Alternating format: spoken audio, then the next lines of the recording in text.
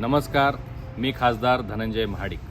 गेल्याच आठवड्यामध्ये कोल्हापूर येथे केंद्रीय रस्ते वाहतूक महामार्ग मंत्री आदरणीय गडकरीजी यांच्या हस्ते माझा ड्रीम प्रोजेक्ट असणारा बास्केट ब्रिज याच्या पायाभरणीचा कार्यक्रम संपन्न झाला। हा ब्रिज कोल्हापूरसाठी खूप महत्त्वाचा आहे। या ब्रिजमुळे कोल्हापूरच्या वैभवात, कोल्हापूरच्या सौंदर्यामध्ये अधिक भर पडणार आहे। या ब्रिजमुळे कोल्हापूरला प्रत्येक वर्षी जो पुराचा फटका बसतो त्यापासून सुद्धा मुक्तता मिळणार आहे। खरं म्हणजे या ब्रिजच्या होण्यासाठी मी खूप कष्ट घेतलेले होते, परंतु दुर्दैवानं 2019 साली माझा पराभव झाला। त्यानंतर हा ब्रिज होऊ नये यासाठी आपल्या विरोधकांनी सुद्धा खूप प्रयत्न केले होते, परंतु जशी हिंदीमध्ये एक म्हण आहे, भगवान के घर देर है अंधेर नहीं, त्यानुसार भारतीय जनता पार्टीने मला राज्यसभेवर संधी दिली। पुन्हा मी प्रयत्न केले आणि तो प्रकल्प आता प्रत्यक्षात उतरतोय, याचा मला खूप खूप अभिमान वाटतो। मी या कामी मदत करणाऱ्या सर्वांचं महाडिक परिवाराच्या वतीनं आभार व्यक्त करतो। विशेषतः केंद्रीय मंत्री आदरणीय गडकरीजी, माननीय मुख्यमंत्री एकनाथजी शिंदेसाहेब, माननीय उपमुख्यमंत्री देवेंद्रजी फडणवीस साहेब आणि कोल्हापूरचे सुपुत्र आणि नामदार चंद्रकांत दादा पाटील या सर्वांचं मी मनापासून आभार व्यक्त करतो। धन्यवाद। आजच्या आपल्या कार्यक्रमाचे प्रमुख पाहुणे केंद्रीय मंत्री माननीय नितीनजी गडकरी साहेब यांचं या कार्यक्रमस्थळी आगमन होतंय।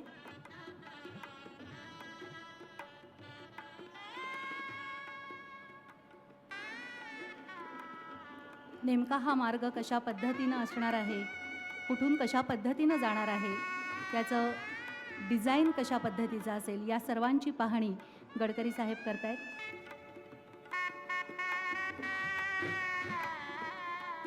ही शाहू महाराजांची पवित्र करवीर नगरी आता विकासाच्या महामार्गावर अजून पुढे जाण्यासाठी सज्ज झालेली आहे।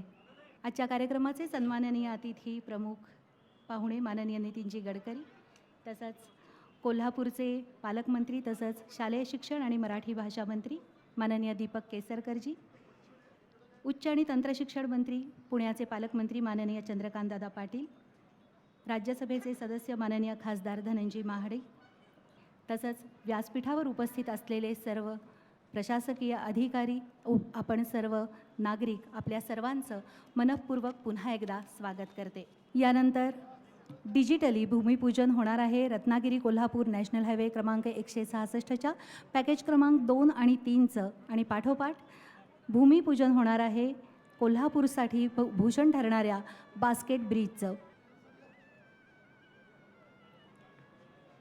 रत्नागिरी कोल्हापूर नॅशनल हायवे क्रमांक 166 पॅकेज 2 आणि 3चं। पंचगंगा नदी के तट पर स्थित महाराष्ट्र का कोल्हापुर ऐतिहासिक और पौराणिक गाथाओं का प्रमाण है। महालक्ष्मी मंदिर समेत कई मंदिरों वाला ये शहर सिर्फ धार्मिक ही नहीं, व्यापार का भी अहम केंद्र बन चुका है। कोल्हापुरी साज, जो कि एक तरह का आभूषण है, ये सिर्फ महाराष्ट्र में ही नहीं, अब पूरे देश में मशहूर है और इसकी मांग लगातार बढ़ती जा रही है। कोल्हापुर समेत महाराष्ट्र और पूरे देश के विकास के लिए प्रधानमंत्री नरेंद्र मोदी जी के नेतृत्व वाली सरकार प्रतिबद्ध है। भारत तेज गति से विकास के सबसे ऊंचे मापदंडों को छू रहा है। केंद्रीय परिवहन और राजमार्ग मंत्री नितिन गडकरी जी भी लगातार लगे हुए हैं।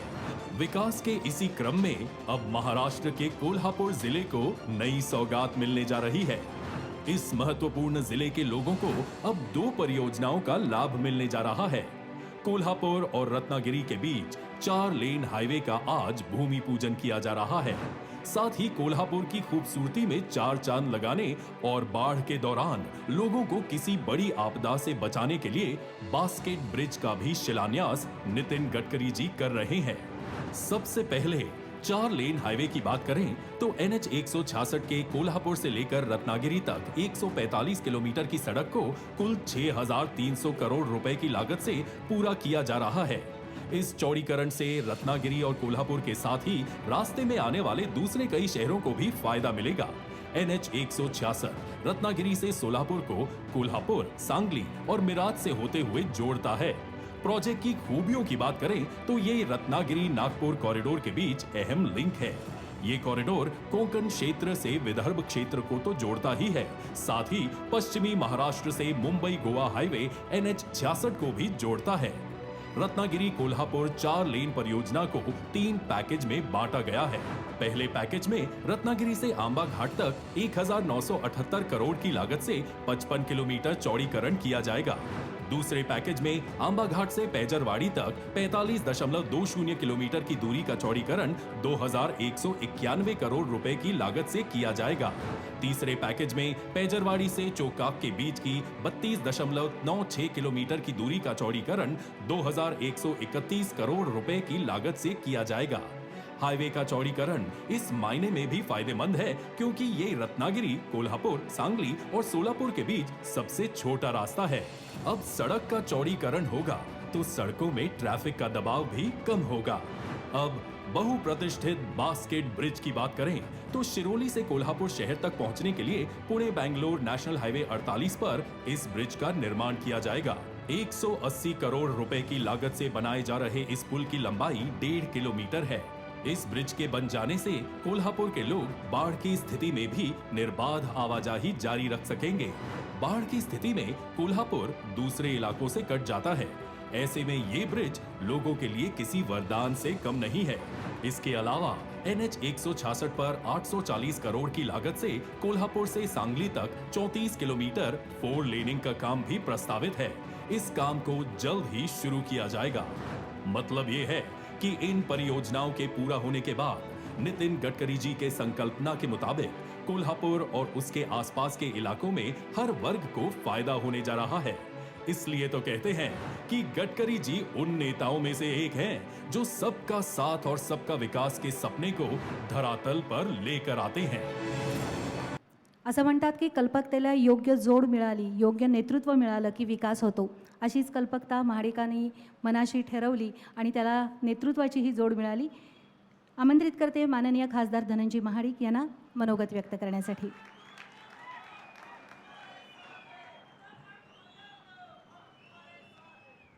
कोल्हापूर जिल्ह्याच्या कोल्हापूर शहराच्या वैभवात भर टाकणारे 2 प्रकल्प आज आपल्याला देण्यासाठी व्यासपीठावर उपस्थित असणारे भारत देशाचे विकास पुरुष, रस्ते वाहतूक व महामार्ग मंत्री आदरणीय गडकरीजी, उपस्थित असणारे आपल्या सर्वांचे नेते, पुणे जिल्ह्याचे पालकमंत्री आदरणीय चंद्रकांत दादा, कोल्हापूर जिल्ह्याचे कर्तव्यदक्ष पालकमंत्री आदरणीय केसरकर साहेब, व्यासपीठावर उपस्थित असणारे आमचे सहकारी लोकसभेतले खासदार संजयदादा मंडलिक, संजय काका पाटील, धैर्यशील माने, व्यासपीठावर उपस्थित आपल्या सर्वांचे नेते आदरणीय महादेवरावजी महाडिक, उपस्थित असणारे सन्माननीय आमदार PN पाटील साहेब, सन्माननीय आमदार प्रकाशरावजी आवाडे,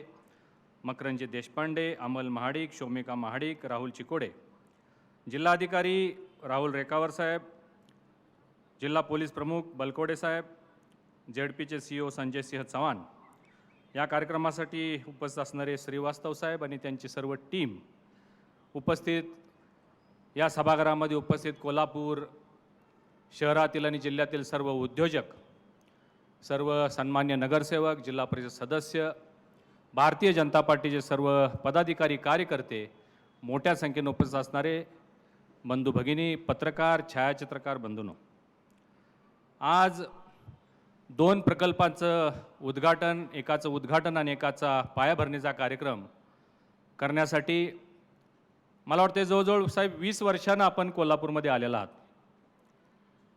आणि ज्याची कोल्हापूरकरांना आतुरतेनं आपण वाट पाहत होतो तो कोल्हापूर कोकणला जोडणारा कोल्हापूर रत्नागिरी, ज्याचा आग्रह केसरकर साहेबसुद्धा मगाचपासून त्यांचं चालू होतं।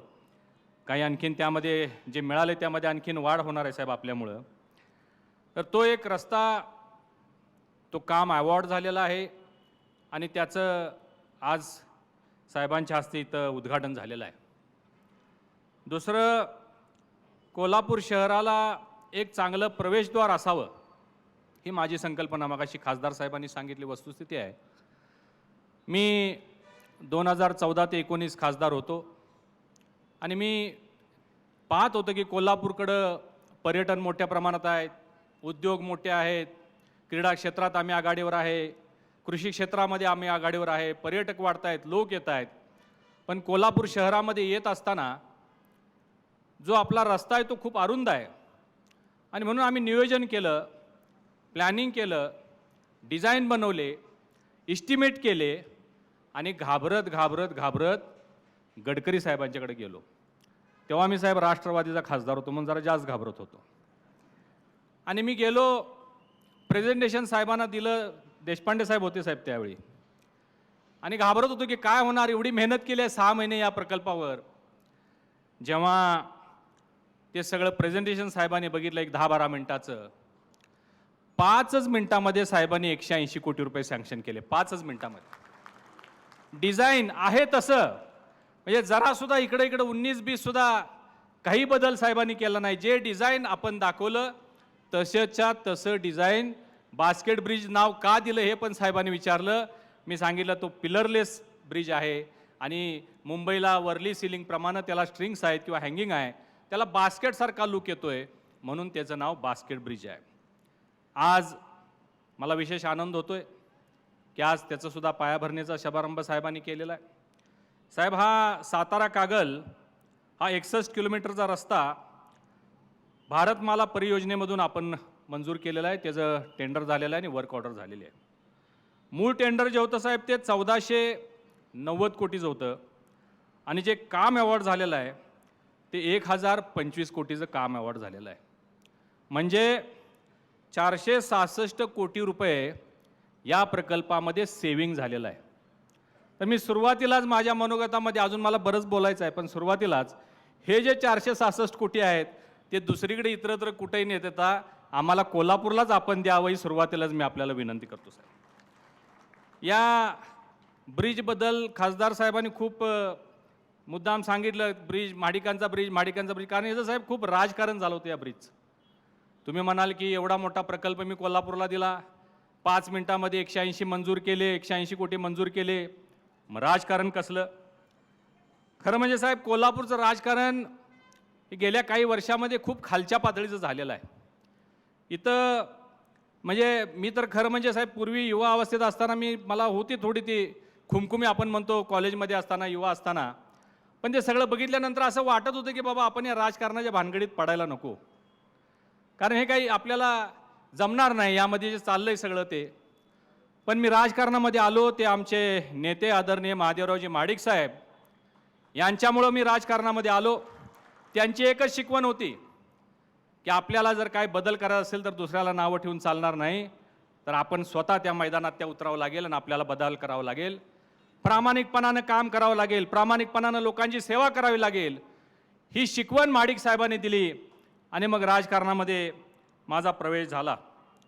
आणि बंधूंनो, आपल्या सगळ्यांना हे माहिती आहे की राजकारणात येणं सोपं नाही.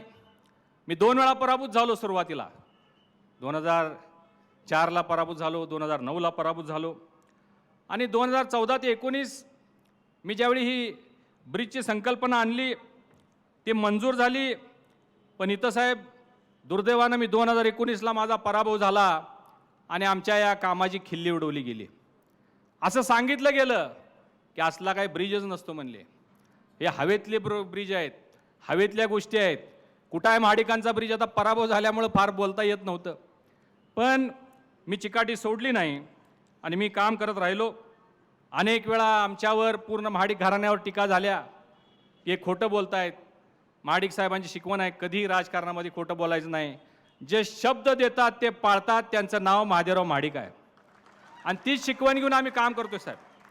म्हणून 2022 साली आपल्यामुळं, देवेंद्रजी फडणवीस साहेब, चंद्रकांत दादा यांच्यामुळं राज्यसभेमध्ये मला पुन्हा जाण्याची संधी मिळेल. ही राज्यसभेची निवडणूकसुद्धा सोपी नव्हती, आपल्याला माहिती आहे.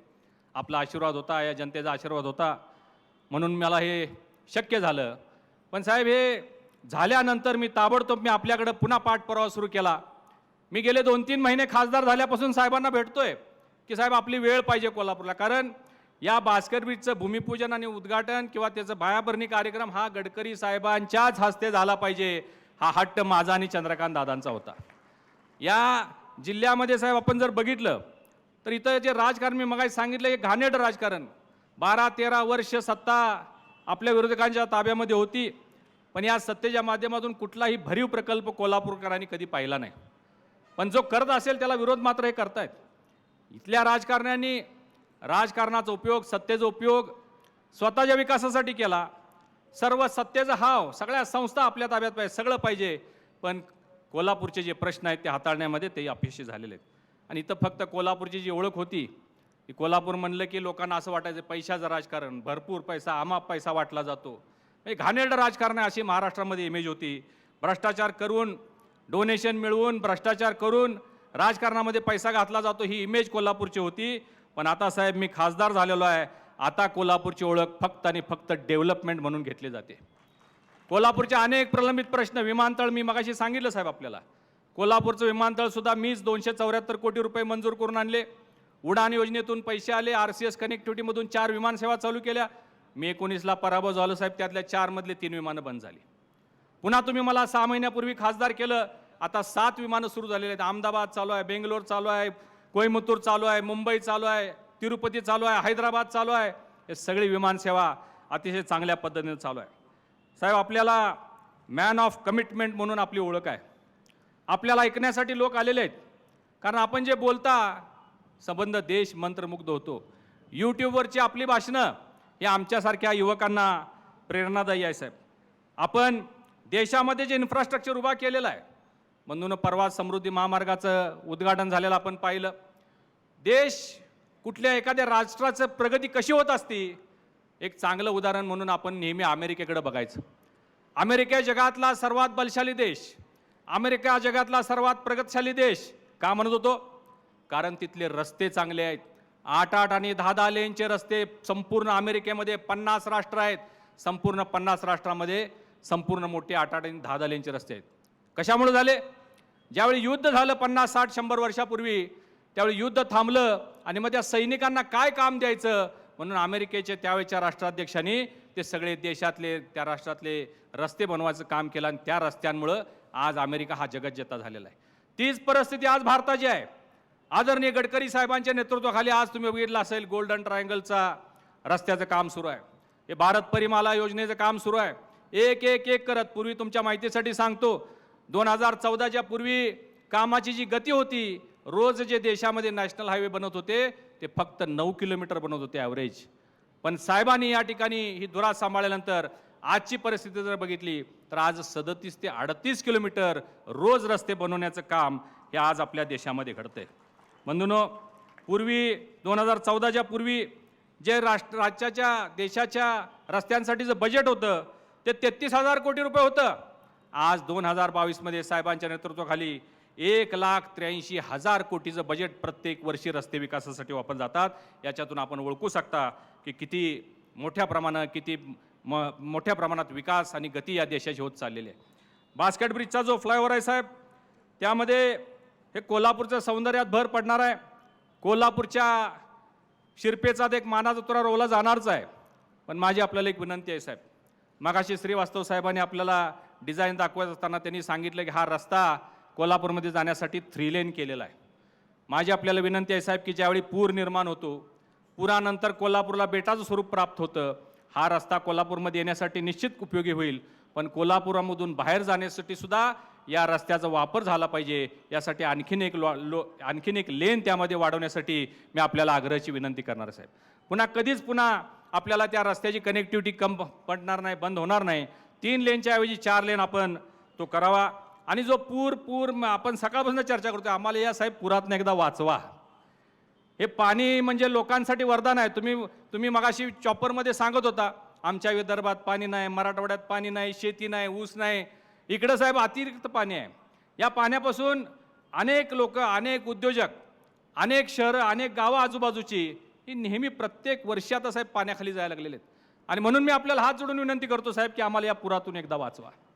आज तुम्ही सांगितलं पंचगंगा पूल, पंचगंगा नदी, कृष्णेचं नदी पाणी, हे पाणी डायव्हर्ट करण्यासाठी थोडासा प्रयत्न आम्ही पूर्वी केला. आपल्याला माहिती आहे पाणी दुष्काळग्रस्त भागामध्ये जावं, नीरा भीमा स्थिरीकरणासारखा प्रकल्प व्हावा यासाठी आम्ही पूर्वी प्रयत्न केला होता. आम्हाला यश आलं नाही साहेब. पण आपण विजनरी आहात, दूरदृष्टी आपल्यामध्ये आहे. आपण त्यामध्ये जर लक्ष दिलं तर निश्चितपणानं हा प्रश्न सुटेल. जे ब्रिजेस होणार आहेत त्यामध्ये मोठ्या प्रमाणात आता कमानी ठेवल्यामुळं पाठीमागची फूक कमी होईल. पण तरीसुद्धा हे जे पाणी आहे या पाण्यापासून वाचवण्यासाठी आम्हाला आपण हातभार लावा. कोल्हापूरचे हे दोन्ही प्रकल्प आज तुम्ही आम्हाला सुपूर्द करता त्याबद्दल सर्व तमाम कोल्हापूरच्या जनतेच्या वतीनं मी मनापासून आपलं अभिनंदन करतो आणि आभार व्यक्त करतो साहेब. पण साहेब एवढ्यावर आमचं भागलेलं नाही. मी मगाशी सांगितलं की 450 कोटी रुपये आपले शिल्लक आहेत. काही छोटी मोठी कामं कोल्हापूर शहरामध्ये मी मगाशी सांगितलं की महालक्ष्मीचं मंदिर असल्यामुळं लाखो भाविक कोल्हापूरला येत आहेत. पर्यटन मोठ्या प्रमाणात आहे. कोल्हापूर जिल्हा महाराष्ट्रातला एकमेव जिल्हा असा आहे ज्याच्यामध्ये 13 किल्ले आहेत. मोठ्या प्रमाणात लोक येत आहेत साहेब. आणि म्हणून कोल्हापूर शहरामध्ये आता वाहतुकीची मोठ्या प्रमाणात कोंडी होत चाललेली आहे. कोल्हापूरची साईज कमी आहे आणि म्हणून ज्या पद्धतीनं आपण विजन ठेवून काम करता, मी नागपूरचा आपला फ्लायओव्हर बघितला, मुंबईचे आपले फ्लायओव्हर बघितले, कोल्हापूरमध्ये सुद्धा साहेब आम्हाला 6-7 फ्लायओव्हरची आवश्यकता आहे. हे सगळे NHशी जोडून असलेले आहेत. NH 48 जो पूर्वीचा होता साहेब, मी आपल्याला मुद्दामून पत्र देईन इथं. NH 48 यामध्ये शहराअंतर्गत शिवाजी पूल ते market yard, CPR Chowk, Dasara Chowk, Venus corner, Dabholkar corner, Tararani Chowk आणि मार्केट यार्ड, म्हणजे जिथं आपला बास्केट ब्रिजचा फ्लायओव्हर उतरणार आहे तिथून ते पूर्ण कोल्हापूरच्या पलीकडच्या शिवाजी पुलाच्या पंचगंगेपर्यंत फ्लायओव्हर्स व्हावेत अशी आमची मागणी आहे साहेब. त्याला जोडून काही जर आपण थोडे राईट आणि लेफ्टला विंग दिले तर महालक्ष्मी मंदिरासाठी रस्ता होऊ शकतो. फुलेवाडी नाका ते Phulewadi ring road, crusher Chowk, Sambhajinagar stand, Kalamba filter house, cyber Chowk, तो सुद्धा नॅशनल हायवे 48चाच पूर्वीचा हा भाग आहे. जुना राष्ट्रीय मार्ग शिये फाटा, उजळाईवाडी ते ताराराणी चौक आणि उजळाईवाडी असा तोही नॅशनल हायवे 48 क्रमांकामध्ये आहे. त्याचबरोबर साहेब आपण मगाशी सांगत होता की CRFमधून काही रस्ते मंजूर आहेत, तर त्याची एक मोठी यादी आमचे जे प्रपोज रस्ते आहेत ते सुद्धा साधारण 8-9 रस्ते आहेत. फार त्याला रक्कम लागणार नाही, फक्त 152 कोटी रुपये लागणार आहेत फक्त. तर ते 466 मधले 152 कोटी आपण आम्हाला म्हणजे शहराच्या चारी बाजूने, हे सगळे नॅशनल हायवेचे रस्ते शहराच्या चारी बाजूनं त्याचा उपयोग आपल्याला या शहराच्या वाहतुकीसाठी होऊ शकेल, ही एक मागणी मी आपल्यासमोर करत आहे साहेब. जो आता फ्लायओव्हर होणार आहे तर तो ऐतिहासिक ब्रिज होणार आहे. कोल्हापूर शहरामध्ये एक दर्जेदार आणि आकर्षक कमान असली पाहिजे, ज्याला हिस्टॉरिकल आणि कल्चरल हेरिटेज असावं अशा पद्धतीची एक भव्य दिव्य कमान. त्याला काही वेगळ्या बजेटची गरज नाही, यामध्ये बजेट शिल्लक आहे. जो आयलँड तयार होणार आहे इथं आता, त्या आयलँडच्या इथं एक इंटरनॅशनल पद्धतीचा आयलँड बनावा. राजर्षी छत्रपती शाहू महाराजांचा पुतळा तिथं व्हावा. येताना कोल्हापूरमध्ये लोकांनी येताना छत्रपती शाहू महाराजांना मुजरा करून कोल्हापूरमध्ये यावं अशा पद्धतीची मी विनंती आपल्याला करणार आहे सर. बांधा ते संकेश्वर सध्या 2 लेनचं काम सुरू आहे. कॉन्क्रीटचा रस्ता आहे, पण आमच्या त्या भागातल्या तिन्ही तालुक्यातल्या लोकांची मागणी आहे तो 4 लेन व्हावा, जेणेकरून आज पुणे मुंबई या भागातले सगळे लोक जे गोव्याला जातात ते त्या रस्त्याच्या माध्यमातून जात आहेत. एक विनंती मगाशी मी आपल्याला केलेली होती, हायवेपासून विमानतळ जे आमचं आहे ते फक्त 1.6 किलोमीटर आहे, 1.5 किलोमीटर आहे, तो रस्तासुद्धा चौपदरी व्हावा ही सुद्धा विनंती मी आपल्याला करतो. आणि सगळ्यात महत्त्वाचं म्हणजे ज्याची मी आपल्याला दिल्लीमध्ये 2-3 वेळा आपण भेटलो, आपण त्याच्यासाठी पाठपुरावा सुरुवात केलेली आहे. कोल्हापूर महापालिकेअंतर्गत सर आम्हाला 75 इलेक्ट्रिक बसेस पाहिजे आहेत, ते आपण द्यावेत ही विनंती मी आपल्याला करणार आहे. मी आपल्याला सांगतो बंधू भगिनींनो, महेंद्रनाथ पांडे म्हणून आमचे माननीय मंत्री महोदय आहेत. मी गडकरी साहेबांच्याकडे गेलो आणि साहेबांना सांगितलं की आम्हाला साहेब 75 इलेक्ट्रिक बसेस पाहिजेत. ताबडतोब साहेबांनी पांडे साहेबांना फोन लावला, ताबडतोब मला एक पत्र सांगितलं, ठेंग साहेबांना एक पत्र लिहून द्या.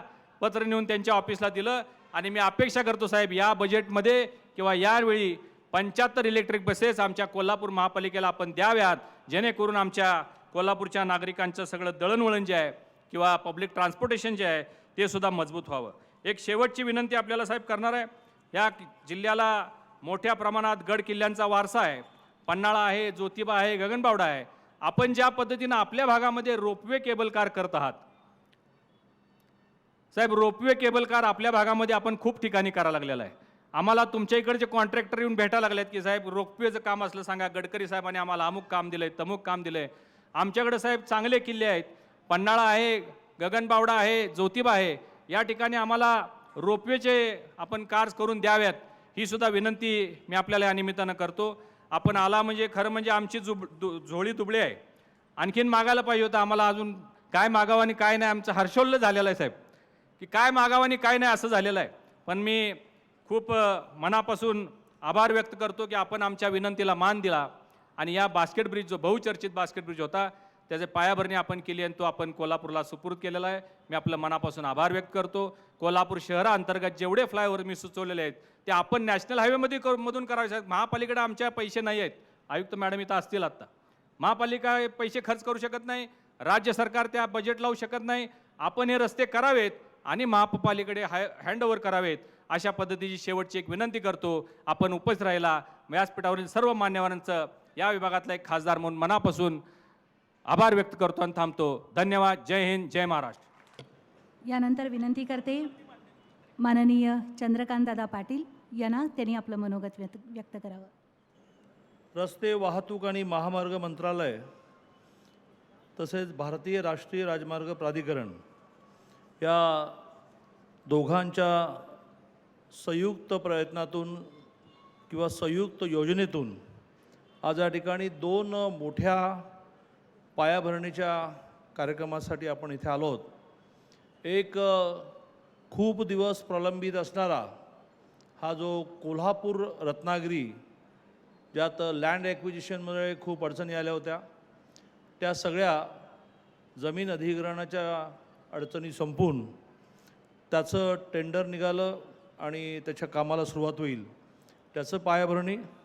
आणि सगळ्यात महत्त्वाचं म्हणजे जवळजवळ 7-8 वर्ष मान्य होऊन कागदावर राहिलेला हा बास्केट ब्रिजचा पायाभरणीचा कार्यक्रम, की ज्याच्यामध्ये माननीय नितीनजींनी मान्यही केलं होतं.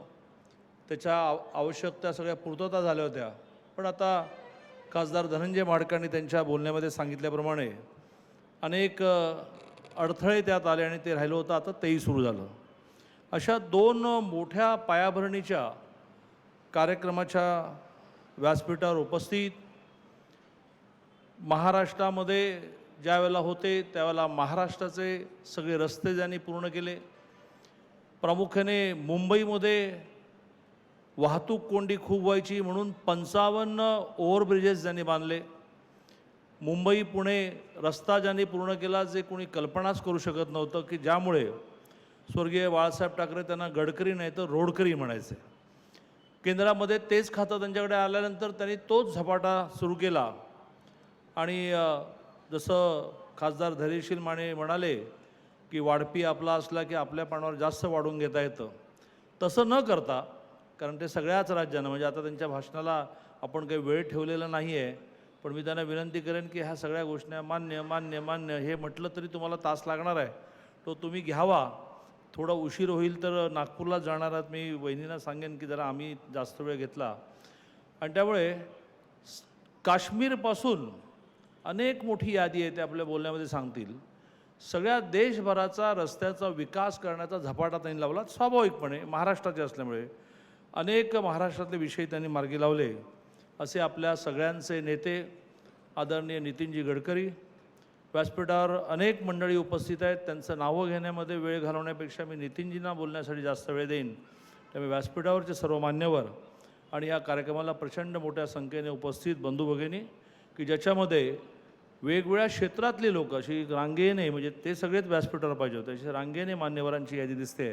असे सगळे मान्यवर बंधू आणि भगिनींनो, मी माझ्या बोलताच म्हटल्याप्रमाणे इतक्या मागण्या केल्या आहेत, त्या प्रत्येक मागणीवर एक वाक्याची टिप्पणी तर त्यांनी केली पाहिजे. आणि त्यांचं प्रत्येक विषयाकडे लक्ष आहे. ते मला तरी नाही तर त्यांचे जे डायरेक्टर आहेत ठेंग म्हणून, त्यांना तरी विचारून घेत होते की हे काय करता येईल असं त्यांनी घोषणा करण्याची मोठी यादी केली आहे. ते उद्या वर्तमानपत्रांमध्ये मोठ्या फ्रंटलाईनच्या बातम्या येतील. आणि त्यामुळे माझ्या आधीच्या वक्त्यांनी खूप गोष्टी मांडल्या. मला असं वाटलं की त्या मांडता फक्त समुद्र मागायचा राहिला आहे, तेवढाही ते म्हणतील की काय, की गडकरी साहेब तुम्ही सगळंच देता, आम्हाला एक समुद्र पण देऊन टाका असं म्हणतील की काय. तर खरं म्हणजे त्यांचा स्वभाव असा आहे की ते देतो म्हणतील आणि व्यवहारात पण आणतील. मग ते काहीतरी त्याचं तो समुद्र असा वळवता येईल का, तसा वळवता येईल का. जसं त्यांनी आज आम्हाला पुरासाठी खूप चांगलं सोल्युशन सांगितलं आहे, जे आता मला जाहीरपणे सांगता येणार नाही, ज्याच्यावर काम लगेच सुरू करायला लागेल. आणि त्यामुळे असे गडकरी या ठिकाणी उपस्थित आहेत आणि खूप मागण्या आल्या आहेत. माझा त्यांचा अनुभव गेल्या अनेक वर्षाचा, म्हणजे जवळजवळ 82ला माझ्याकडे विदर्भ आलं तेव्हापासून मी एक त्यांना ओळखतो की जे म्हणायचं ते करायचं. आणि त्यामुळे ह्या सगळ्याच गोष्टी ते करतील अशी, म्हणजे आता CRFसाठी काही, CRF म्हणजे सेंट्रल रोड फंड, तर त्या CRFसाठी दोन्ही खासदारांनी, संजय मंडलिकांनी आणि धैर्यशील मानेंनी पण मांडलं. पण त्यांनी ऑलरेडी CRFचे जे रस्ते सँक्शन केले आहेत ते 183 कोटीचे आहेत. म्हणजे एक तर मी सहज कोणीतरी आला म्हणून त्यांना पत्र दिलं होतं. हा जो आमचा शिरोळचा आहे, कनवाड तालुका शिरोळ जिल्हा कोल्हापूर ते म्हैसाळ तालुका मिरज जिल्हा सांगली, इथं कृष्णा नदीवर मोठा पूल बांधणे, तालुका शिरोळ कोल्हापूर 25 कोटी. म्हणजे आत्ता त्यांनी मला आठवण करून देणं लक्षात आलं, हां मला कोणीतरी शिरोळ तालुक्याचा अध्यक्ष भेटला होता आणि त्याच्यावर मी तुम्हाला एक पत्र दिलं, सँक्शन. असं जे जे काही करता येईल ते अतिशय धाडसीपणाने घोषित करणं, व्यवहारात आणणं हा त्यांचा स्वभाव आहे. दोनच गोष्टी बोलून मी माझं बोलणं संपवणार आहे. क्रमांक 1 म्हणजे धनंजय माडकांनी जो एक बेसिक कोल्हापूर शहराचा लॉंग टर्म सोल्युशनचा, दूरपर्यंत ज्याची उत्तरं ही उपयोगी पडणार आहेत, असा जो विषय सांगितला, तो कोल्हापूर शहरामध्ये मोठ्या प्रमाणावर ओव्हरब्रिजेस करण्याचा. हा पहिला ओव्हरब्रिज तयार झाला की ज्या ओव्हरब्रिजमुळे आता आपल्याला पुराचं पाणी जरी खाली साठलं तरी आपण वरून आतमध्ये जाऊ, अदरवाईज अख्खं कोल्हापूर हे बेट होऊन जातं. हे 19लाही पाहिलं, आपण 21ला पाहिलं. त्यांचं म्हणणं असं आहे की असे तुम्ही 20 ब्रिज व्हिज्युअलाइज करा, छोटे छोटे छोटे, की ज्या ओव्हरब्रिजमुळे ज्यांचं मध्ये काही काम नाही ते कशाला ट्रॅफिक जॅम करतात, त्यांनी वरून जावं. आज तुम्ही पुण्याला आलात तर पुण्याच्या हायवेला जो चांदणी चौक 6 लेन आहे, त्या 6 लेनमुळे तर पुण्याच्या हायवेचे ट्रॅफिकचे प्रश्न संपले, म्हणजे जवळजवळ रस्ता पूर्ण होत आला. कारण ज्यांचं काही काम नाही पुण्यामध्ये तेही त्या रस्त्यावर यायचे, ते आता जातील वरून. आता असंच पुण्याला त्यांनी जो पुणे शिरूर रस्ता दिला, तर ते सगळे आमचे कार्यकर्ते नेते आले आणि त्यांनी लोकप्रतिनिधी आणि म्हणाले की हा 6 लेन झाला पाहिजे. अरे काय वेड्यानं 6 लेन मागता म्हणाले. खाली 6 लेन, वरती डबल डेकर ब्रिज त्यांनी दिला. 8,500-9,000 कोटीचा तो ब्रिज आहे की ज्याच्यातून ज्यांचं खाली काम आहे ते 6 लेन वापरतील, त्याच्यावरती आणि त्याच्यावरती ज्यांना दूर जायचं आहे. आता पुण्याहून मी निघालो, मला नगरला जायचं आहे, मध्ये खाली काय काम आहे. तर असं त्यांनी जो आम्हाला प्रवासात सांगितला. धनंजय माडकांचा स्वभाव मला असं लक्षात आला की ते काही, म्हणजे माझा मुंबईतला मित्र जे म्हणायचं ते धनंजय माडकांच्या बाबतीत लागू पडतं. माझा मुंबईचा एक मित्र म्हणतो की जो जो सप्लाय होत आहे वो ॲप्लाय करके रखो, जे जे उपलब्ध होतं त्याला एक अर्ज देऊन ठेवा. तसं त्यांनी आज प्रवासामध्ये जे सांगितलं की तुम्ही कोल्हापूर शहरामध्ये काही ओव्हरब्रिजेस मागा, त्यांनी लगेच आज भाषणामध्ये उल्लेख केला. पत्रही टायपिंग करायला त्यांची यंत्रणा मोठी येतात, हे विमानात बसेपर्यंत त्यांना पत्रही देऊन टाकतील. तर ती ह्या शहराची मोठी आवश्यकता आहे. कारण आपण रस्ते रुंद करू शकणार नाही.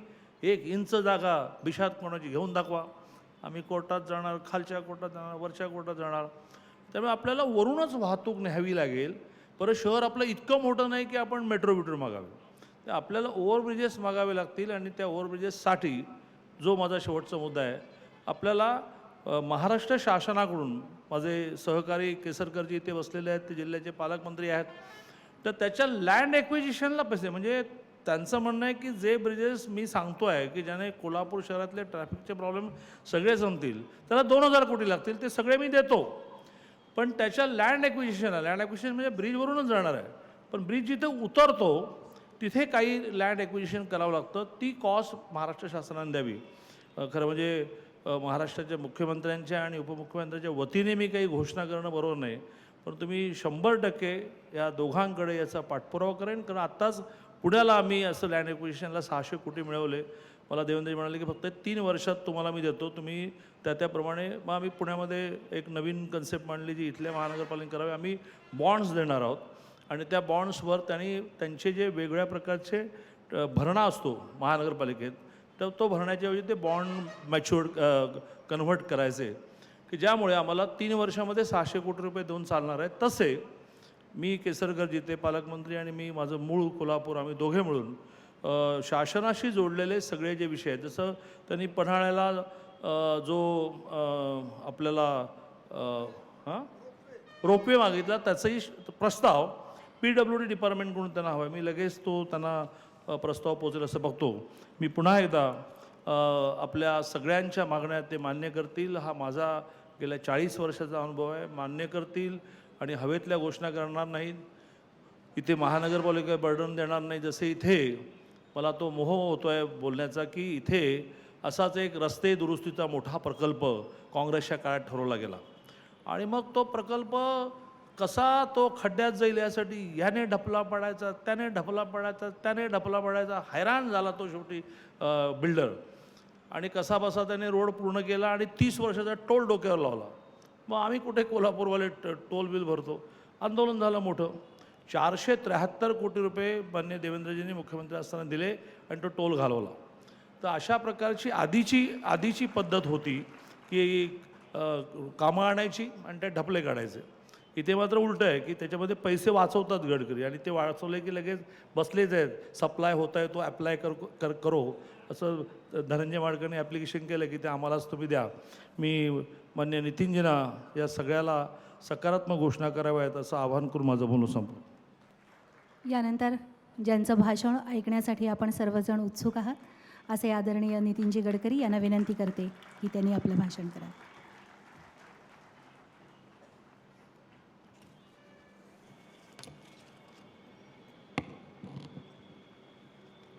कोल्हापूर जिल्ह्याचे पालकमंत्री आदरणीय दीपक केसरकर, माझे सहकारी आणि महाराष्ट्र सरकारचे माननीय मंत्री, आमच्या पक्षाचे पूर्व अध्यक्ष महाराष्ट्राचे आदरणीय चंद्रकांतदादा पाटील, खासदार धनंजय महाडिक, विधानमंडळात अनेक वर्ष माझे सहकारी राहिलेले माननीय आमदार महादेवराव महाडिक, मंचावर उपस्थित सर्व मान्यवर आणि उपस्थित सर्व बांधवांना आणि बहिणींना, दोन गोष्टी विशेष रूपाने महत्त्वाच्या होत्या की ज्यावेळी पावसाळ्याच्या दिवसात विशेषतः पंचगंगा नदीला पूर आल्यानंतर हा जो हायवे हा अनेक वेळा बंद होत होता. पण आता धनंजयनी ज्याप्रमाणे सांगितलं की ज्या प्रकारचा पूल आता बांधला जाणार आहे तर यानंतर पुढे भविष्यात कधीही कितीही पाऊस आला आणि किती मोठा पूर आला तरी ट्रॅफिक थांबणार नाही असा विश्वास मी आपल्या सगळ्यांना देतो. दुसरा एक रस्ता आहे ज्याने आम्हाला सगळ्यांना खूप छळलं, तो म्हणजे सांगली आणि कोल्हापूरचा. त्या रस्त्याच्या बाबतीमध्ये भुजबळ साहेब असताना त्यांनी हा रस्ता BOT दिला. त्यातल्या टीका टिप्पणीत मी काही जात नाही, पण हा रस्त्याची अवस्था अतिशय वाईट होती आणि जेव्हा जेव्हा इथून पुणे लोकप्रतिनिधी सतत त्यांनी या रस्त्याचा उल्लेख करायचे.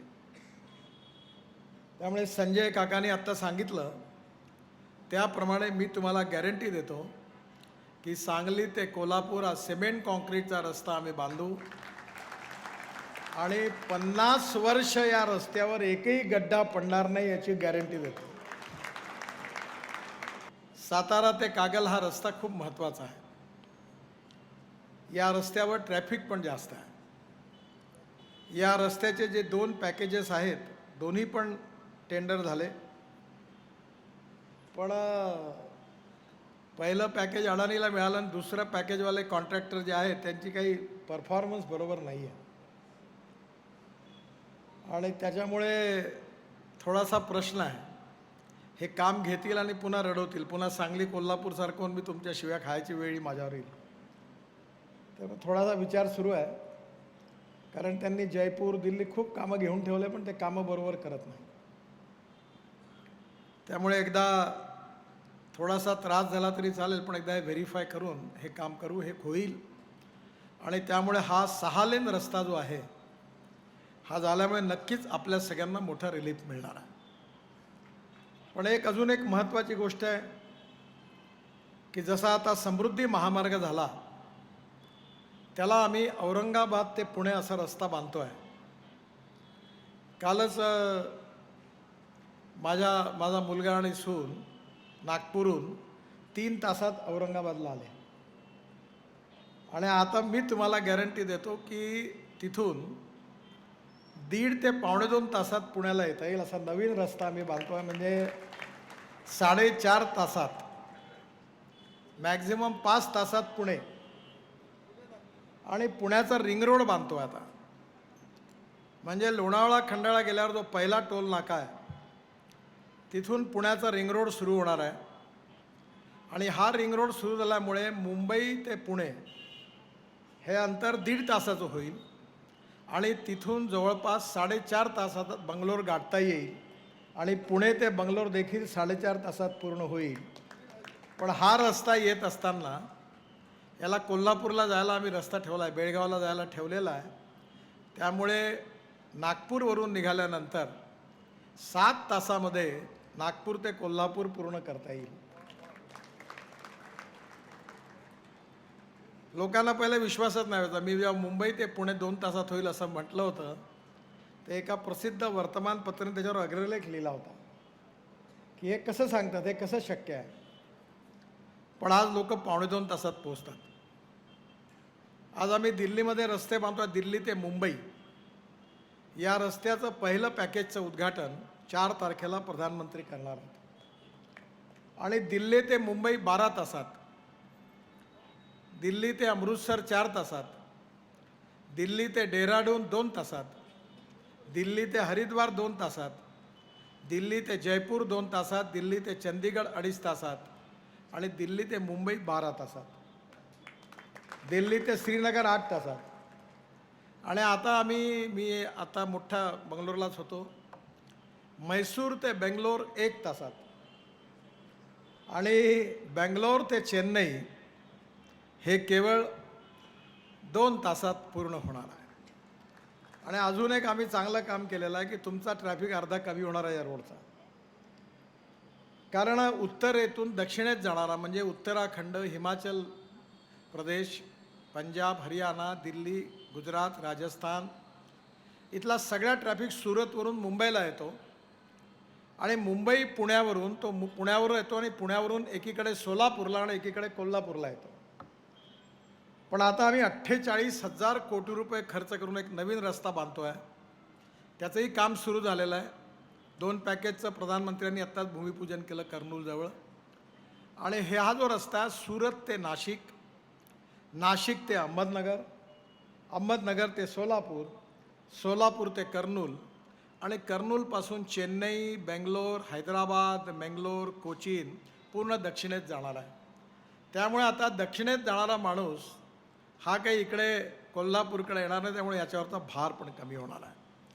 आणि याच्या व्यतिरिक्त दिल्ली आणि बेंगलोर, मुंबई पुणे ते बेंगलोर हा रस्ता झाल्यामुळे जो कोल्हापूर, सांगली आणि सातारा जिल्ह्यातला दुष्काळी भाग आहे, माण आहे, फलटण आहे, फलटण चांगलं आहे, मी कालच फलटणमध्ये होतो, पण बराचसा जो तिकडला दुष्काळी भाग आहे जिथे पाण्याची कमी आहे त्या भागातून जाणार असल्यामुळे त्या भागाचा देखील याच भागासारखा अतिशय उत्तम विकास होणार आहे. हाही देखील आनंदाची गोष्ट आहे. त्या भागामध्ये इंडस्ट्रीयल क्लस्टर, लॉजिस्टिक पार्क आणि मोठ्या मोठ्या इंडस्ट्रीज आल्या तर निश्चितपणे त्याचा फायदा होईल. आज या ठिकाणी आत्ताच धनंजय महाडिक यांनी कोल्हापूरच्या आतल्या रस्त्यांचा उल्लेख केला. त्यांनी मला ते दिली आहे लिस्ट. पण या जर NH आहे असं त्यांनी मला सांगितल्यामुळे मी आत्ताच डिपार्टमेंटला याचा DPR बनवायला सांगितलेला आहे. आणि पूर्ण सिमेंट कॉन्क्रीटचे मजबूत रस्ते, व्हाईट टॉपिंग आणि दोन्ही बाजूला सोलर लाईट वगैरे लावून सुंदर करणार. पुलाची जिथे आवश्यकता असेल तिथे पूल बांधू. पण याच्याकरता जे लँड लागेल, कारण 30 मीटरची वीट लागेल, तर त्यात महाराष्ट्राच्या नगरोत्थान प्रकल्पातून तुम्ही जर लँड मिळवून दिली तर ते नक्कीच मी याबाबतीत प्रयत्न करेल असा विश्वास देतो. अजून एक चांगली गोष्ट झाली ती म्हणजे रत्नागिरी ते कोल्हापूर या रस्त्याचंही आज भूमिपूजन झालं. 4 लेन रोड होणार आहे. आणि विशेषतः मोपा पोर्ट आहे. आणि आत्ताच मला केसरकर साहेबांनी पण सांगितलं की तिकडे रेड्डी पोर्टपर्यंत न्यायचा तो रस्ता देखील आम्ही मंजूर केला आहे. त्याचाही DPR तयार करतो आहे. त्यामुळे समुद्राशी जी कनेक्टिव्हिटी आहे या भागातून ती झाल्यामुळे उद्योग व्यापाराला मोठा फायदा होणार आहे. जर आता कोल्हापूर जिल्ह्यातली साखर निर्यात करायची असेल तर JNPTमध्ये जायची गरज राहणार नाही. तर हातकणंगलेला सगळं सांगली आणि कोल्हापूरची साखर सील लागलं कंटेनर की डायरेक्ट जहाजात जाईल. त्यामुळे इम्पोर्ट आणि एक्सपोर्टची व्यवस्था इथूनच होईल. इथला भाजीपाला असेल, फळं असतील, द्राक्ष असतील, याचं निर्यात करण्याची एक मोठी संधी मिळणार आहे. खरं म्हणजे या भागातले शेतकरी अतिशय मेहनती आहेत, काम करणारे आहेत आणि देशामध्ये सगळ्यात जास्त पर कॅपिटा इन्कम आणि ॲग्रिकल्चर GDP ग्रोथ ही कोल्हापूर जिल्ह्याची आहे. आणि त्यामुळे या जिल्ह्यामध्ये येणाऱ्या काळामध्ये टेक्नॉलॉजीच्या आधारावर नवीन उद्योग झाले पाहिजे. मी नेहमी आग्रह करतो की आपला जो शेतकरी आहे तो आता अन्नदाता आहे, पण साखर सरप्लस आहे, कॉर्न सरप्लस आहे, राईस सरप्लस आहे, वीट सरप्लस आहे आणि आता ग्लोबल इकॉनॉमीमध्ये भाव ठरवण्याचा अधिकार आपल्याला नाही आहे. जर ब्राझीलमध्ये दुष्काळ पडला म्हणून हे कारखानदार आज जरा यांच्या चेहऱ्यावर हास्य आहे, पण ब्राझीलचा दुष्काळ नसता पडला तर 22 रुपये किलोने साखर गेली असती आणि गोडाऊनमध्ये ठेवून वर्षभर व्याज भरावं लागलं असतं. त्यामुळे येणाऱ्या काळामध्ये आपल्याला क्रॉप पॅटर्नमध्ये बदलून शेतकऱ्यांना अन्नदाताच्या बरोबर ऊर्जादाता बनवलं पाहिजे. इथेनॉल, CNG, LNG, हायड्रोजन याच्याकडे गेलं पाहिजे आणि कोल्हापूर जिल्ह्याने यात पुढाकार घ्यावा. आणि आता यातली सगळी टेक्नॉलॉजी आलेली आहे. मला आत्ताच धनंजयनी पण सांगितलं की रोपवे, केबल कार, फॅनाक्युलर मी 260 प्रकल्प करतो आहे. तर हे जे तुमचे गड आहेत या आता मी लद्दाख आणि लेहमध्ये 30 प्रोजेक्ट करतो आहे पहाडावर चढायची फॅनाक्युलर रेल्वेचे, कारण हे स्वस्त आहे. तर तुम्ही नक्कीच हे प्रपोजल जे आहेत मी सज्जनगडावरही पण करतो आहे. तर तुम्ही याच्यातून PWDकडनं माझ्याकडे प्रस्ताव पाठवा. तुमचे जेवढे रोपवे, केबल कार, फॅनाक्युलरचे प्रस्ताव असतील ते सगळे नक्की मी मंजूर करण्याचा प्रयत्न केला असा विश्वास देतो. मी आत्ता बंगलोरमध्ये एका प्रोजेक्टवर काम करतो आहे, ते म्हणजे हवेत उडणारी डबल डेकर बस.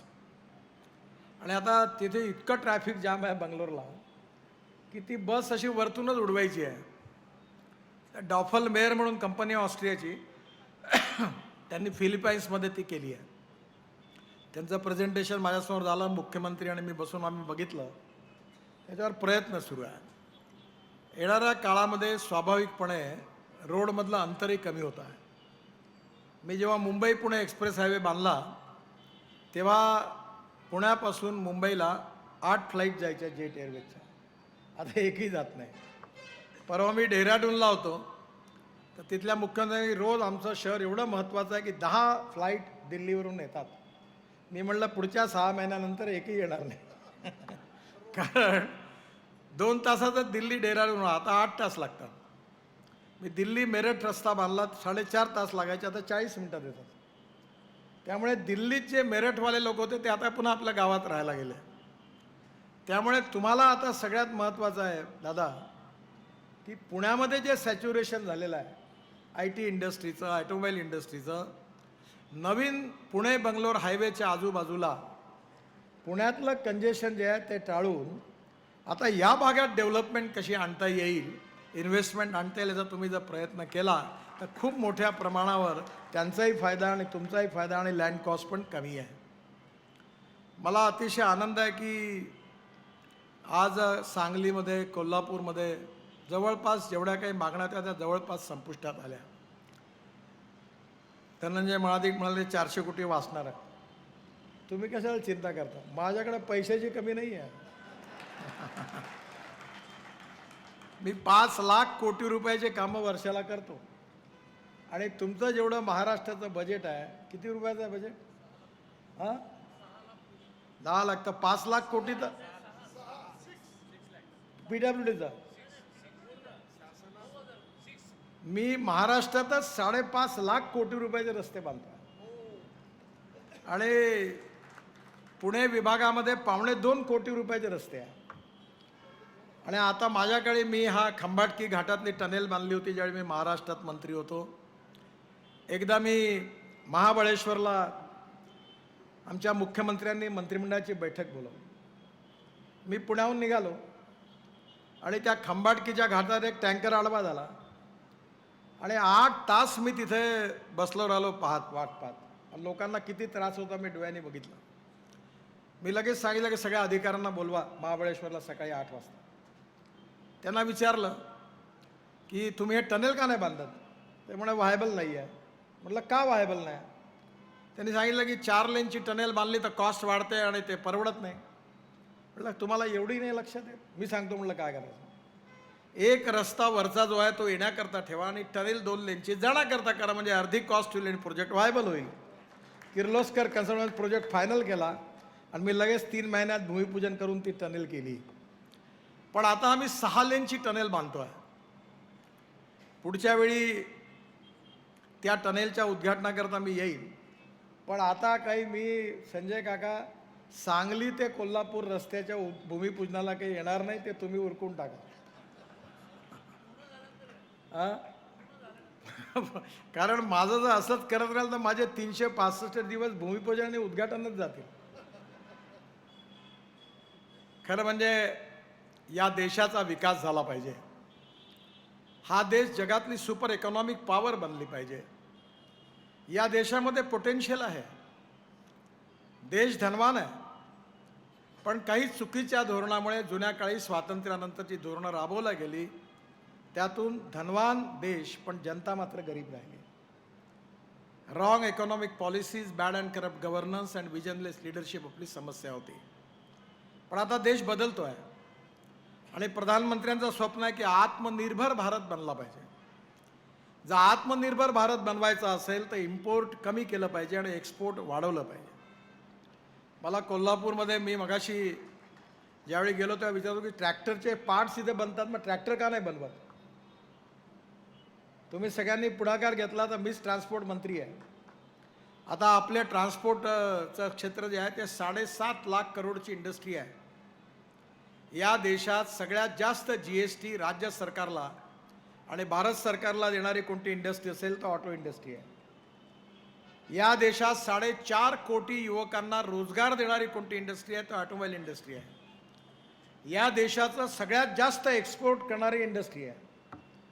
आणि आता मी सगळ्यांच्या मागे लागलो आहे की 5 वर्षाच्या आत ही इंडस्ट्री 15 लाख कोटी रुपयाची करायची आहे. आणि तुम्हाला सांगताना मला आनंद होतो आहे की जगामध्ये आपण 4थ्या नंबरवर होतो ऑटोमोबाईल मॅन्युफॅक्चरिंगमध्ये, पण आत्ताच महिन्याभरापूर्वी आपण जपानला मागे टाकलं आणि आपण 3ऱ्या नंबरवर गेलो. आणि आता आपल्याला पुढच्या 3-4 वर्षामध्ये पहिल्या नंबरवर पोहोचायचं आहे. चायना पहिल्या नंबरवर आहे, अमेरिका 2ऱ्या नंबरवर आहे आणि आपण 3ऱ्या नंबरवर आहोत. पण आता electric truck, flex engine, green hydrogen, ह्या सगळ्या टेक्नॉलॉजी आणि lithium ion battery, sodium ion battery, aluminium ion battery, aluminium air technology, आपले सगळे इथे 400 तरुण मुलांनी तर स्कूटर बनवले. आता तुमच्या इकडे मी एजन्सी पाहिल्या, मी सगळ्यांना परवानग्या दिल्या. Survival of the fittest. आणि आपले तरुण मुलं एवढं चांगलं काम करून राहिले आहेत की आता माझ्याकडे आमच्या शेतीवरून रोज भाजी विकायला येते तर आम्ही रिक्षा वापरतो, कार्ट. त्याला खर्चच नाही आहे. 20,000 रुपये पेट्रोलच्या गाडीचा खर्च आणि इलेक्ट्रिकच्या गाडीचा खर्च 2,000 रुपये. त्यामुळे येणाऱ्या काळामध्ये आता चित्र बदलत चाललेलं आहे. आणि या टेक्नॉलॉजीचा उपयोग करून यामध्ये कोल्हापूरला, सांगलीला, साताराला ॲटोमोबाईलचं हब बनवण्याची पण मोठी संधी आहे. मी काल जेव्हा फलटणवरून वरतून येत होतो मोठ्या प्रमाणावर बऱ्याच ठिकाणी वेस्टलँड आहे, पडीत जमीन होती, जिथे मोठ्या आपल्या पवनचक्क्या लागल्या होत्या. मला आठवत आहे महाराष्ट्राच्या विधान परिषदेमध्ये माणिक साहेबांना आठवत असेल, ते गिडवानी होते, तर पाऊसच नाही पडला, दुष्काळ पडला, तर त्यांनी भाषण दिलं आणि एक लक्षवेधी लावली. ते म्हणाले की या पवनचक्क्याला फिरवल्यामुळे ढग पळाले आणि म्हणून पाऊस पडला नाही, म्हणून त्यांनी LQ लावला होता. मी त्यांच्याजवळ गेलो, मला एक सांगा म्हटलं, या पवनचक्क्यांनी ढग कसे पडतात? काही वेळा एन्व्हायरमेंटच्या नावाने काही वेळा गैरसमज पसरतात. पण कोल्हापूरमध्ये इंजिनिअरिंग कॉलेजेस आहेत, स्किल्ड मॅन पॉवर आहे, उत्तम इन्फ्रास्ट्रक्चर आहे, वॉटर पॉवर ट्रान्सपोर्ट कम्युनिकेशन आहे, आता ड्राय पोर्ट, सॅटेलाईट पोर्ट आपण बनवणे, समुद्र इथे आला. त्यामुळे येणाऱ्या काळात एक्सपोर्ट करणाऱ्या जिल्ह्यामध्ये देशातल्या पहिल्या 2 किंवा 3 जिल्ह्यामध्ये कोल्हापूर पोहोचला पाहिजे आणि ती पोहोचण्याची क्षमता कोल्हापूरमध्ये आहे. या सगळ्या ॲन्सिलरी इंडस्ट्रीज डेव्हलप होऊ शकतात आणि त्याकरता ॲप्रोप्रिएट विजन जर दिली तर नक्कीच होईल. मी नेहमी म्हणतो की we can donate eye but we cannot donate vision. Lack of appropriate vision ही मोठी गोष्ट आहे आणि कोल्हापूरचं नेतृत्व विकासाभिमुख आहे आणि नक्कीच या सगळ्या संधीचा फायदा घेऊन जास्तीत जास्त रोजगार देणारा, जास्तीत जास्त GDP ग्रोथमध्ये कॉन्ट्रीब्यूट करणारा, ॲग्रिकल्चर ग्रोथ रेट देणारा असा जिल्हा म्हणून हा जिल्हा पुढे व्हावा. आणि निश्चित मला आनंद आहे की या जिल्ह्याला महालक्ष्मीचं वरदान आहे. आज सकाळी मी दर्शनाला गेलो होतो.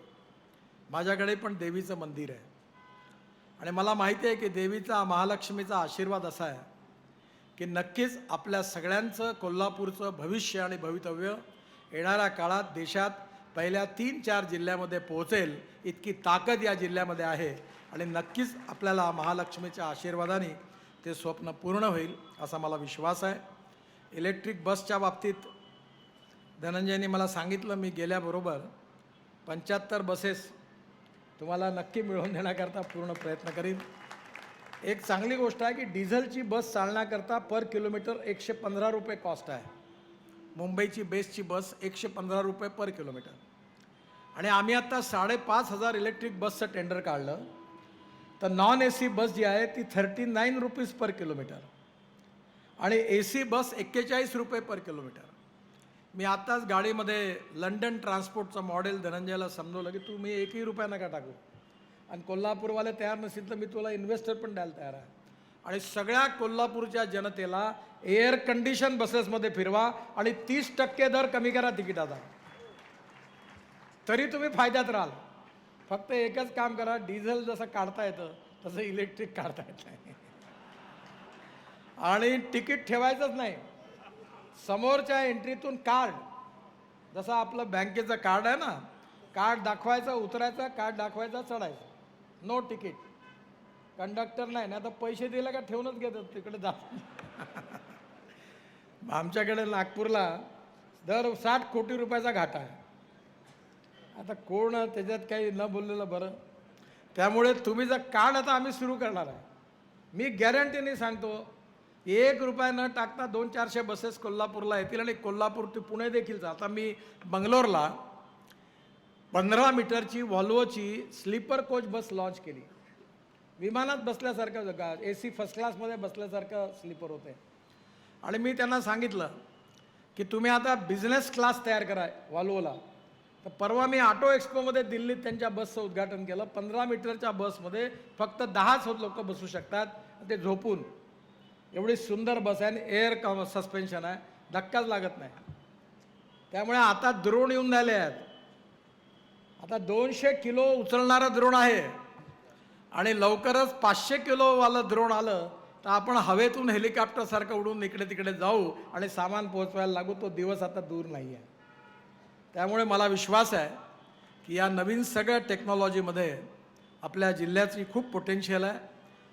इलेक्ट्रिक बस पासील, चांगले रस्ते झाले पाहिजेत, चांगले मार्केट झाले पाहिजे. आणि एक गोष्ट मात्र खरी आहे, आजच छत्रपती शाहू महाराज नागपूरचे आहेत, त्यांचा वाडा आणि आमचा वाडा समोरासमोर आहे. ते मला सांगत होते, मी पूर्ण नागपूर तोडून टाकलं, माझ्या सासऱ्याचंही घर तोडलं. मी म्हटलं चुन्याची रेष फाड आणि काँग्रेस असो, BJP असो, शिवसेना असो, हिंदू असो, तोडो म्हणलं पुरा. ते इतवारीतला शहीद चौक आहे, तुम्ही पाहिलाच नसेल, पुरा तोडून टाकला. पण मी 3.5 लाख मतांनी निवडून आलो आणि आता तोडल्यामुळे 5 लाखाची मार्जिन दिला. तुम्हाला कोल्हापूर तोडावं लागेल. आतले रस्ते खूप त्यांना काहीतरी पुनर्वसन करता येईल. या शहराचे रस्तेही मोठे झाले पाहिजे आणि हे शहर सुंदर झालं पाहिजे, चांगले बगीचे झाले पाहिजे, मार्केट तयार झाले पाहिजे. हे नवीन रस्ते त्यानं होलसेल मार्केट तयार तिकडे गावाच्या बाहेर नेले पाहिजे. आणि एअर प्रदूषण, वॉटर जलप्रदूषण आणि साऊंड पोल्युशनपासून मुक्ती मिळाली पाहिजे. सगळ्यात मोठा कन्सर्न जो आहे तो या पोल्युशनचा आहे. आज मी 2 दिवस इथे आहे, मला कफ नाही आहे. मी दिल्लीत गेलो की मला कफ होतो. म्हणजे दिल्लीत जाऊन राहणं म्हणजे आपलं आयुष्य कमी होतं, अशी इतकं पोल्युशन आहे. हा सिरियस इश्यू आहे. त्यामुळे या कोल्हापूरला विकसित करत असताना आपल्या सगळ्या खासदारांना माझी विनंती आहे की जल प्रदूषण, वायू प्रदूषण आणि ध्वनी प्रदूषणातून मुक्त करण्याचे देखील आव्हान स्वीकार करा. प्रत्येक परिवाराने झाडं लावली पाहिजे, कार्बन डायऑक्साईडचं इमिशन झालं पाहिजे आणि आपलं फ्युएल बदललं पाहिजे आणि आपल्या सगळ्यांना चांगलं स्वस्थ आणि अगदी निरोगी जीवन प्राप्त झालं पाहिजे. अशा प्रकारची सस्टेनेबल डेव्हलपमेंट झाली पाहिजे आणि मग स्मार्ट सिटी होईल. आणि ती होण्याकरता माझ्या विभागाकडून जेवढी मदत करता येईल तेवढी मी जरूर करीन. 300-400 कोटी वाचले त्याची चिंता करू नका. अरे 3-4 कोटी मी तुम्हाला देईन. माझ्याकडे मी आत्ता मुंबईच्या स्टॉक मार्केटमध्ये आमच्या इन्व्हिट मॉडेलचा शेअर होता स्टॉक एक्सचेंजमध्ये. तो सकाळी 10 दिवसाची मुदत होती. मी त्यावेळी माझ्या नातवाच्या वाढदिवस गोव्याला आम्ही गेलो होतो. पहिल्याच दिवशी 7 तासात तो 7 टाइम्स ओव्हर सबस्क्राईब झाला आणि आता तो घंटा वाजवून तो क्लोज करावा लागतो. मी होतो गोव्यात, 10 दिवसानंतर येणार होतो, पण 7 तासातच काम झालं. तर मी ताबडतोब गोव्याने सकाळी मुंबईला आलो, मुंबई स्टॉक एक्सचेंजमध्ये गेलो, कार्यक्रम झाला, घंटा वाजवली आणि ते बंद केलं. त्यामुळे पैशाची कमी नाही आहे. आणि अजून एक शेवटची विनंती करतो, तुम्हाला बँकेत 5.5% व्याज मिळतं, 6% मिळतं. मी 8.5% व्याज द्यायला तयार. 8.5% NHIमध्ये इन्व्हेस्ट करा, इन्व्हिट मॉडेलमध्ये 8.5% व्याज. आणि तुम्ही जर रिटायर्ड पेन्शन असाल, नोकरीदार असाल तर तुम्हाला दर महिन्याला व्याज तुमच्या अकाउंटमध्ये जमा करून देऊ, आमची गॅरंटी आहे. मी आता ठरवलं आहे की आता विदेशी लोकांच्या पैशातून रोड नाही बांधायचे. तर देशातला शेतकरी, गरीब माणूस, पत्रकार, कॉन्स्टेबल, सरकारी नोकर, निवृत्त अधिकारी या छोट्या माणसाला रिटर्न द्यायचे आणि त्याच्या पैशातून हिंदुस्थानचं इन्फ्रास्ट्रक्चर डेव्हलप करायचं. तुम्ही जरूर इन्व्हेस्ट करा. आमचं AAA रेटिंग आहे. सध्या टोल इन्कम 40,000 कोटी रुपये आहे आणि पुढल्या वर्षी 2 वर्षात आमचं इन्कम 1,40,000 कोटी रुपये होईल. आणि माझं असं मॉडेल आहे की मी जेवढे कामं करतो तेवढे पैसे वाढतात. बँकवाले आमच्या मागे लागतात, आमचे पैसे का 25,000 कोटी देतो, 30,000 कोटी देतो, दोघांचे. हिंदुस्थानमध्ये पैशाची कमी नाही आहे, काम करणाऱ्यांची कमी आहे. जर इच्छाशक्ती मजबूत असेल तर हा देश बदलू शकतो. हे चित्र तुम्ही बघता. हा देश बदलेल, दुनियेची महाशक्ती बनेल, सुपर इकॉनॉमिक पॉवर बनेल आणि आपण सगळेजण जगात नंबर 1 सुपर इकॉनॉमिक पॉवर बनू. आणि त्याकरता आपल्या सगळ्यांच्या आशीर्वाद आणि शुभेच्छा आमच्या मागे जरूर ठेवा ही विनंती करतो आणि माझं भाषण संपवतो. धन्यवाद.